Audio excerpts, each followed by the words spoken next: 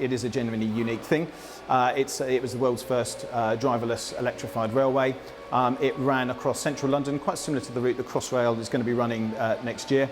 About 7 miles between Whitechapel and Paddington, carrying 4 million letters a day. It's never been accessible before, and our project is really opening up for the first time so people can see the infrastructure and see what it provided in terms of keeping the system moving, really.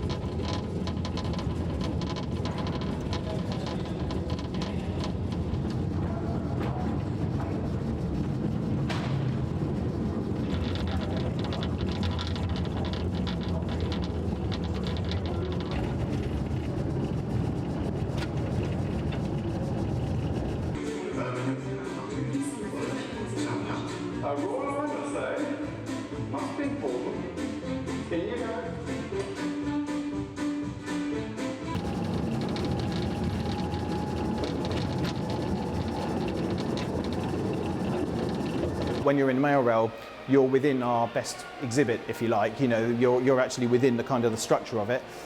We bring it to life with a 20-minute underground train ride. There's an audio-visual kind of experience which tells the story of the people that worked on the network, how they kept the network going, you know, and a slightly sort of more stylised approach to illustrating what the network did.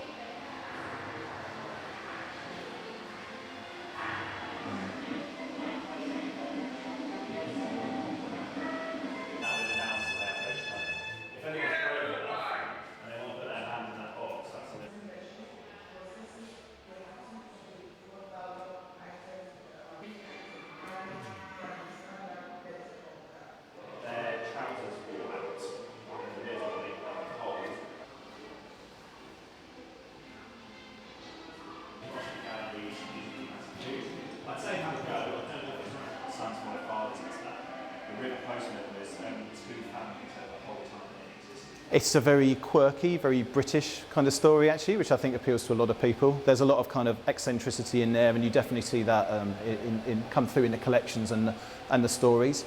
It's a great tale of kind of national pride as well. I think we introduced a system that brought literacy to millions across the globe, and it's a lovely story that we should be sharing.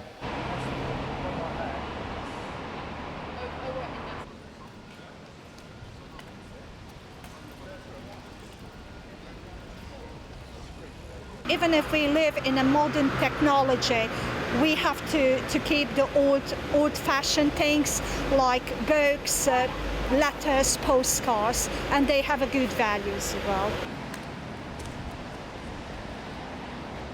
When communication and when reaching out to people is so easy, whether it's on Facebook or Instagram or Snapchat, I think by contrast, the effort and the conscious effort you make when you send someone a postcard or a letter is amazing.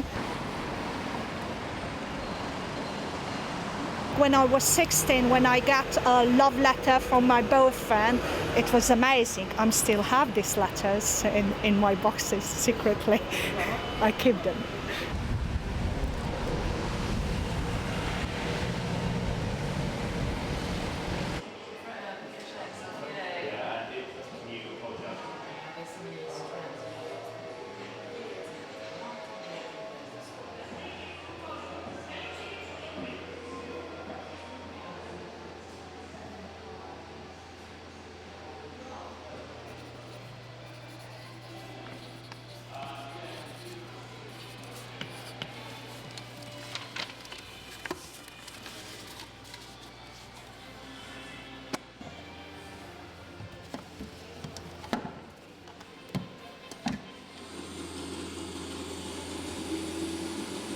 We run a lot of schools programs, and sometimes we go into schools and kids say, you know, I've never written a letter in my life, and there's an element of nostalgia to it. Of course there is, but at the same time, it's very forward-looking. There'll always be a role, I think, for post, and there'll always be a role for the post office and the role that it plays within a community in terms of knitting people together.